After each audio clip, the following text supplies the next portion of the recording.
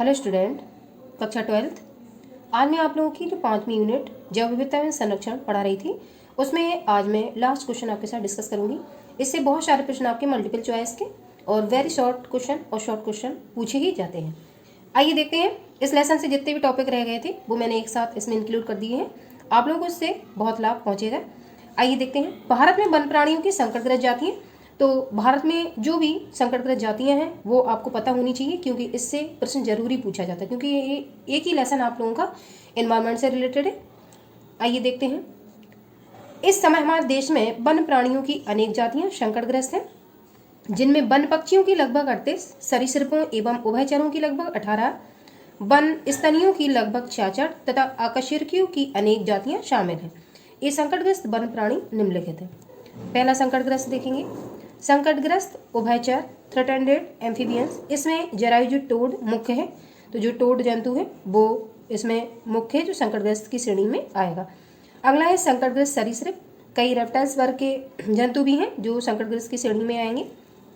देखेंगे, इसमें मगरमच्छ, अजगर, विषैले सर्प तथा कई जातियों के कछुए शामिल हैं, ये भी संकटग्रस्त की श्रेणी में आएंगे। आगे देखेंगे, संकटग्रस्त पक्षी।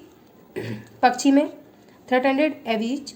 इसमें कुछ जातियों की बतखें, बाज, समुद्री गरुड़, बांस तीतर, पहाड़ी बटेर, सारस आदि मुख्य। ये सारे जंतु संकटग्रस्त जंतुओं के श्रेणी में आएंगे। तो हमें याद रखना है, आपसे प्रश्न मल्टीपल चॉइस में इनमें से एक क्वेश्चन बना के पूछा जा सकता है।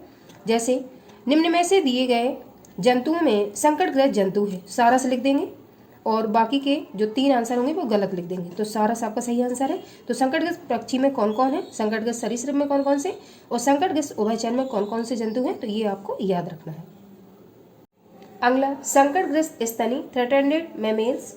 बब्बर, शेर, भेड़िया, बाघ, सियार, लोमड़ी, भालू, चींटीखोर, लॉरिस, अतकान जातियों के बंदर, जंगली गधा, गैंडा, जंगली सुअर, कश्मीरी कस्तूरी मृग, भारतीय बब्बर शेर, लाल पांडा, जंगली भेड़ और बकरियां, गिब्बन, हाथी आदि संकटग्रस्त स्तनी है। तो ये बहुत इंपॉर्टेंट है, ये आप लोगों को पता होना चाहिए, क्योंकि भारत में कौन कौन से जंतुओं पर संकट मंडरा रहा है वो हमें जानकारी होनी चाहिए।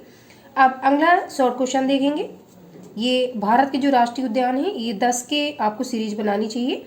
ये आपसे राष्ट्रीय उद्यान में से कोई भी प्रश्न आपसे पूछा जा सकता है। हर साल एक राष्ट्रीय उद्यान से एक प्रश्न जरूर आता है यूपी बोर्ड में।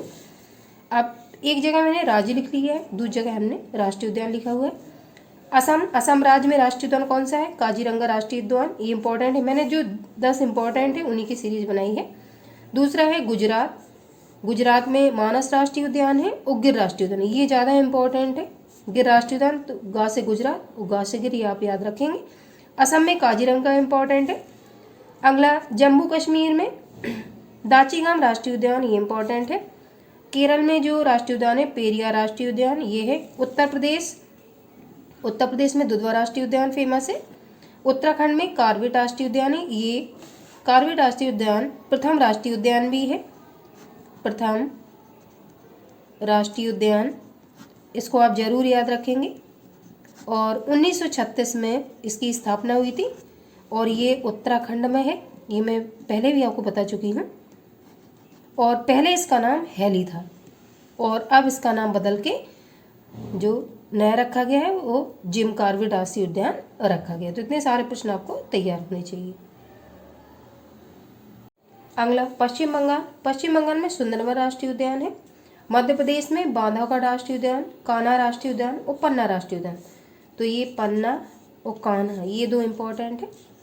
अगला राजस्थान में केवलादेव राष्ट्रीय उद्यान, दूसरा रणथंभौर राष्ट्रीय उद्यान, तीसरा सरस्का राष्ट्रीय उद्यान, और कर्नाटक में बांदीपुर राष्ट्रीय उद्यान, ये इंपॉर्टेंट। तो इस तरीके से मैंने 10 आपको राष्ट्रीय उद्यानों की सूची बनवाई, इनमें से प्रश्न आपका फंस जाएगा।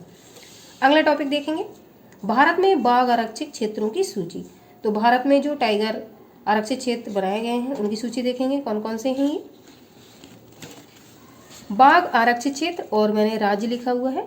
तो काजीरंगा बाघ आरक्षित क्षेत्र कहाँ है, असम में। अभी हमने राष्ट्रीय उद्यान में भी इसको देखा था, तो काजीरंगा कहाँ पे, असम में। मानस बाघ आरक्षित क्षेत्र ये भी असम में है। बांदीपुर बाघ आरक्षित क्षेत्र कर्नाटक में है, अभी हमने पीछे देखा। पेरियार बाघ आरक्षित क्षेत्र ये केरल में है। कान्हा बाघ आरक्षित क्षेत्र मध्य प्रदेश, ये भी हमने पीछे देखा। तो इस तरीके से हम पीछे जो राष्ट्रीय उद्यान याद करेंगे उनसे ही हमें बाघ आरक्षित क्षेत्र याद हो जाएंगे।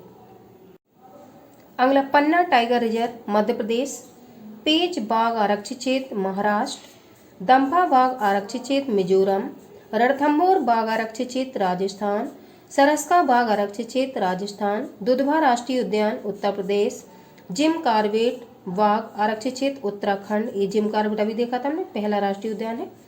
सुंदरवन बाघ आरक्षित क्षेत्र पश्चिम बंगाल। तो इस तरीके से 10 हमने टाइगर रिजर्व देखे। और जो टाइगर प्रोजेक्ट है कब शुरू किया गया ये आपको पता होना चाहिए, 1972 से 73 में। आगे देखेंगे भारत के जैव मंडल आरक्षित क्षेत्र, ये अलग शॉर्ट हो गया आपका। जैव मंडल आरक्षित क्षेत्र देखेंगे हम, एक साइड मैंने जैव मंडल आरक्षित क्षेत्र लिखा हुआ है और दूसरी साइड राज्य लिखा हुआ है। हम देखेंगे नीलगिरी जैव मंडल आरक्षित क्षेत्र कहाँ है, तमिलनाडु, केरल और कर्नाटक। नंदा देवी उत्तराखंड में है, मानस असम में है, सुंदरवन पश्चिम बंगाल में है, मन्नार की खाड़ी तमिलनाडु में है, ग्रेट निकोबार अंडमान निकोबार में है। अगला पचमढ़ी मध्य प्रदेश में है, कंचनजंगा सिक्किम में है, अगस्तमलाई केरल तमिलनाडु में है, कच्छ गुजरात में है, पन्ना मध्य प्रदेश में है। अगर आप 10 राष्ट्रीय उद्यान याद कर लेते हैं तो ये सीरीज आपको सिंपल लगेगी क्योंकि लगभग वही है सब। वन्य जीवन के संरक्षण के लिए प्रशासनिक और वैधानिक उपाय, तो वन्य जीवों को बचाने के लिए शासन के द्वारा और कोड के द्वारा क्या उपाय किए जाते हैं उन पर चर्चा करेंगे। देखेंगे राष्ट्रीय और अंतर्राष्ट्रीय संस्थाएं कौन कौन सी हैं जो वन्य जीवों को बचाने में हेल्प करती हैं। ये प्रशासनिक संस्थाएं निम्न प्रकार हैं। IUCN जो मैंने आपको रेड डाटा बुक पढ़ाई थी वो इम्पोर्टेंट है, इसका फुल फॉर्म देखेंगे, अंतर्राष्ट्रीय संस्था है और जीवों के संरक्षण में अहम भूमिका निभाती है और एक लाल आंकड़े की किताब या रेड डाटा बुक जारी करती है जिससे कौन सा जंतु संकटग्रस्त श्रेणी में है और कौन सा जंतु विलुप्त हो जाएगा उसके बारे में जनता को जानकारी मिलती है। फुल फॉर्म देखेंगे, I से इंटरनेशनल, U से यूनियन, C से कंजर्वेशन और N से नेचर। तो पूरा क्या हुआ, international union for conservation of nature and natural resources, ये IUCN का फुल फॉर्म हुआ। यह वन्यजीवों के संरक्षण की कार्य करने वाली एक अंतर्राष्ट्रीय संस्था है। इसकी स्थापना सन 1948 में हुई तथा इसका मुख्यालय स्विट्जरलैंड में है और भारत में अगर इसका मुख्यालय हम देखेंगे तो वो मुंबई में है। उद्देश्य देखेंगे इस संस्था के, ऑब्जेक्ट्स, संरक्षण की विभिन्न प्रकार की युक्तियों और उपायों की खोज करती है संस्था और दूसरा संरक्षण कार्यक्रमों के लिए आवश्यक जानकारी प्रदान करती है ये संस्था। ठीक है, अगली जो सेकंड संस्था है विश्व वन्यजीव कोष, WWF इसको शॉर्ट में कहेंगे, फुल फॉर्म देखेंगे वर्ल्ड वाइल्ड लाइफ फंड। ठीक है, वर्ल्ड वाइल्ड लाइफ एफ से फंड और हिंदी में विश्व वन्यजीव कोष, ये आपको पता होना चाहिए। आगे देखेंगे इसकी स्थापना सन 1961 में स्विट्जरलैंड में हुई, ये भी अंतर्राष्ट्रीय संस्था है। इसका चिन्ह विशालकाय पांडा है। WWF के सहयोग से सन 1972 में बाघ संरक्षण परियोजना प्रारंभ की गई, तो ये इंपॉर्टेंट टाइगर प्रोजेक्ट भी इसकी सहायता से शुरू किया गया था। उद्देश्य देखेंगे, ऑब्जेक्ट्स, संरक्षण के लाभों को जनता तक पहुंचाना इसका पहला उद्देश्य है। दूसरा, जंतुओं के संरक्षण का प्रचार प्रसार करना। तीसरा, संरक्षण के लिए धन एकत्रित करना। चौथा, दुर्लभ जंतु जातियों की रक्षा करना। तो इस तरीके से 2 अंतर्राष्ट्रीय संस्थाएं हमने देखी जो जीवों को बचाने में अहम भूमिका निभाती हैं। आई होप आप लोगों को लेसन मैंने कंप्लीट समझाया होगा, आपको समझ में आया होगा। अब अभी तक जो आए हुए बोर्ड के प्रश्न हैं, अगला वीडियो मेरा इस पे जो क्वेश्चन बोर्ड में आए हुए हैं लेसन को पूरा पढ़ाने के बाद मैं इससे आए हुए प्रश्न जो ऑब्जेक्टिव मल्टीपल चॉइस के और वेरी शॉर्ट क्वेश्चन होते हैं उनका वीडियो लाऊंगी इसके आगे, जिससे आपको पता चले कि जो मैंने नोट्स पढ़ाए हैं उनसे अभी तक जो प्रश्न पूछे गए हैं वो इस मेरे नोट्स के अंतर्गत आ रहे हैं या नहीं।